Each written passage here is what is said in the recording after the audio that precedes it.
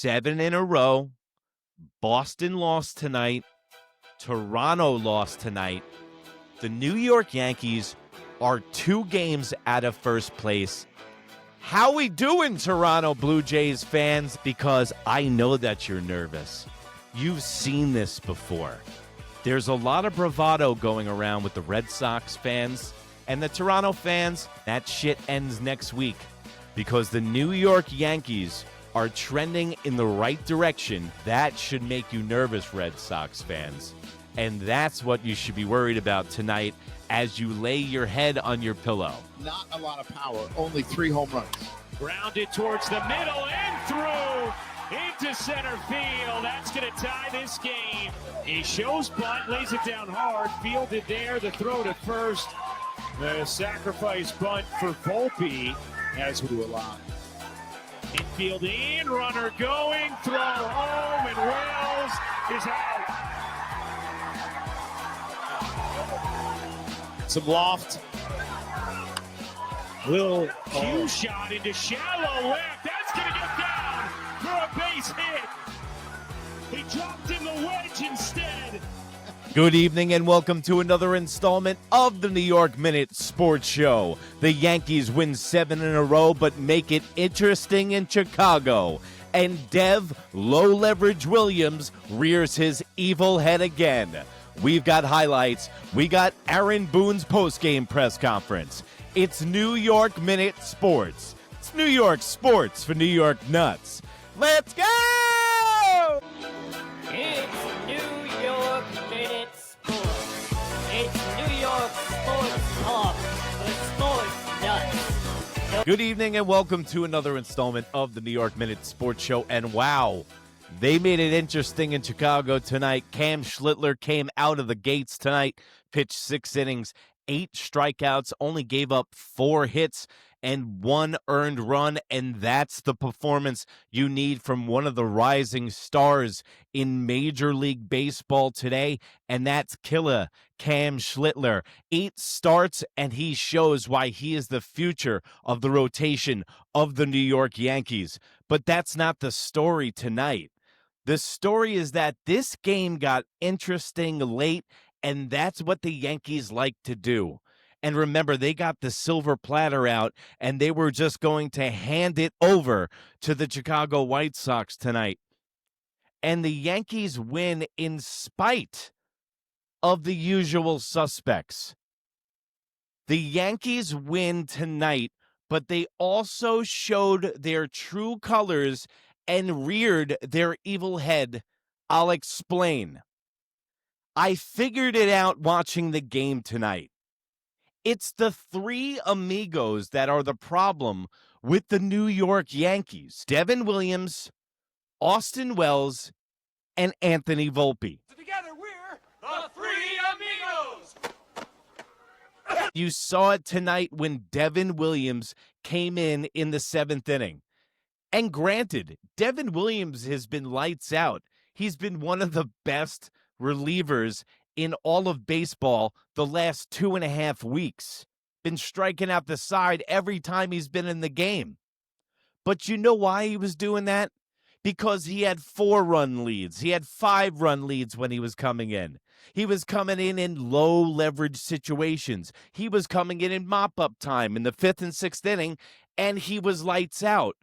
That's the problem, folks, is that when there is anything on the line with low-leverage Dev, he is going to cough the game up, and he did it again tonight. Boone tried to get cute and tried to sneak Devon Williams in there tonight. Did you pick up on that one? Because Boone's been mentioning Low-Lev Dev in the post conferences and mentioning his name and how well he's been doing, and he's kind of like warming you up. Remember when you were a kid and you were going to ask your parents to go out at night and you start dropping hints? That's what he's been doing in the post game shows about Devon Williams, and I've been picking up on it. And tonight he tried to sneak him into the 7th inning against the Chicago White Sox because he knows if he did that against the Houston Astros or the Toronto Blue Jays, that we'd have his head on a picket by the end of the game. He tried to get cute and do it tonight, but just like a duck to water, Devon Williams does what Devon Williams does. He turns into a gremlin after the 6th inning. Don't feed him, don't get him wet after the 6th inning, and you'll be fine. But after that point, Devon Williams' chariot turns into a pumpkin. I don't know how many more analogies I got to use, but the guy stinks with a capital S. I know that we won tonight, but this is the stuff you need to pick up on when they are playing terrible teams like this. What are the Yankees doing when any pressure does present themselves in these low leverage games? As you see, Devon Williams gets into the game and immediately gives up a double because that airbender wasn't doing shit tonight, and then boom, single right up the middle. Anthony Volpe should have been playing more towards the second base side, and he ties the game.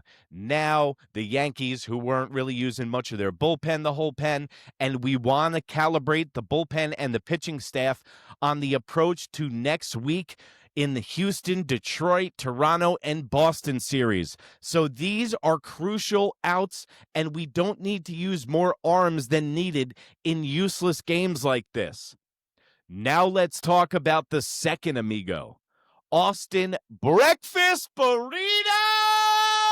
Wells. Stop doing the breakfast burrito videos and get your head in the game, Wells. You forgot how many outs when you were on the base pads earlier this year, twice. You handed the game to the Toronto Blue Jays by leaving second base when there was only 2 outs. And what did you do tonight? When you were dead to rights by the second baseman of the Chicago White Sox, you ran anywhere. Where does your brain go? You're a catcher. You're supposed to be the smartest dude next to the pitcher on the diamond. You're supposed to be the field general. You're supposed to be the offensive coordinator of this team, and that's what good catchers do, and Austin Wells isn't a good catcher. And what the hell isn't Paul Goldschmidt doing in the game and starting this game anyway? He should have been playing first base and had Ben Rice behind the plate, because guess what? Ben Rice knows how to run the base pads. So that's your second amigo. Do you notice? Think back in your head right now to all the mistakes that have surrounded the New York Yankees for a sustained period of time. It's Devon Williams, Anthony Volpe, and Austin Wells. And Anthony Volpe, the third amigo tonight, did okay. I won't get on his case that much, but if you notice in the first inning, that throw over to first base, it seems like Anthony Volpe needs to throw all of his weight into throws at first base. This is what I was talking about before the Austin Wells got caught up. Look at this. I almost pissed myself when I saw Anthony Volpe come into the game and lay down a bunt in extra innings. Listen, I know analytics hates bunts. I know I sound like a dinosaur when I talk about batting average, when I talk about laying down bunts. It's simple math. It's simple genetics. When you lay down a bunt and you can move the runner from second to third, now you have 2 outs to work with, and all it takes is a sac fly to score a run. The reason that this rule was instilled into Major League Baseball, the Manfred runner, the X-runner, Ghost runner, whatever nickname you want to give it, was to make these games end quicker, okay? It's simple math. Either hit a dribbler to the second baseman, lay down a bunt to the third baseman, make him come off the bag, so the second base... It's Little League bullshit, guys. He shows bunt, lays it down Perfect. hard. Austin Wells moves to third. Throw to first. Boom. Right? Seems simple enough. Now there's 1 out. Now we have 2 chances to score the run. Boom, the second. But he's playing in. As a person on third base, you have to either be blind or have your head in the clouds to not see that second baseman is playing almost in squeeze bunt territory. He's playing for the play at home. And you run anyway. What are you looking at? This is the stuff that is going to come back and bite the Yankees in the ass in crunch time and the postseason. This is why I get worried. Now, let's talk about the bullpen. It was auditions. Okay, these were auditions when they got the guys from the trade deadline. Aaron Boone was going to parade these guys out there, and he was going to see what he had. Now that we've had a very nice sample size of what these bullpen guys can do, this is the order in which the bullpen should do. Cruz in the 7th, Devon Williams. Nah, I'm just kidding. He should be mopping up the locker room. We got Cruz in the 7th, Dreamweaver in the 8th, and then we got Bender in the 9th. Now, the good thing about Weaver and Bender doing the 8th and 9th when we do get to postseason time, all right, is that these guys can go 4 innings plus. Weaver and Bender, if pushed and needed, can do 5 innings each. And you know what? A lot of guys that try to go for 4 innings out of the bullpen, usually the quality drops, not these guys. Duvall looked good tonight, but this is the thing. The Yankees are gelling at the right time. Look at the standings right there. Boom. The Yankees are 2 games away. Duvall is nice, man. He's a flamethrower. They also got Tim Hill out of the bullpen, the left-handed specialist that we got, who's been lights out all season. And this is the thing. You need starting pitching in the regular season, but the Dodgers proved it last year during the World Series and their playoff run. They won the World Series with maybe 1 or 2 starters. So it's bullpen, bullpen, bullpen, and the Yankees have that. They have a bunch of guys that can go 1 inning, and they have a few guys that can go 4 innings. But let's see what Baboon, Bubbles, Buffoon, Aaron Boone, boop, boop, all aboard! Get on Aaron Boone's excuse train, and let's find out why, in his right mind, he would put Devon Williams in any kind of baseball game. Team kind of persevered tonight. Yeah, it was great. Smith was good for them. Schlittler was good for us. So 2 good starting pitchers going at it. I thought both guys threw the ball really well. So obviously runs were tough to come by, and they tie it up and. We kept at it, and obviously, big job by Bednar there of keeping them down there in the 10th to allow us to. I was talking about the order of the bullpen, but I didn't concentrate on Bender enough. Aaron Boone is high on this guy. He is big time on this guy, and he is going to be the closer. And I thought it should have been Luke Weaver, but this guy has the fortitude. He has the makeup. He's a bulldog out there. He looks locked and loaded every time he goes out there, and that's the determination that I want to see in our closer. And Luke Weaver, don't let him fool you. He likes to crack jokes, but that dude is a stone-cold killer when he gets out on the mound. To string some together there in the 11th. Wells had a big swing there in the 7th at the time. What's enabled him to kind of find his swing over the last couple of days? I don't know. Good hitter. That's baseball, He's gone through it, but he's capable of that. We've all seen that. So I thought. But Austin Wells giveth and taketh away. Big home run to take the 2-1 lead tonight. But then he does something like that at the end of the game with the base running error, and he makes another huge mental mistake in a huge spot.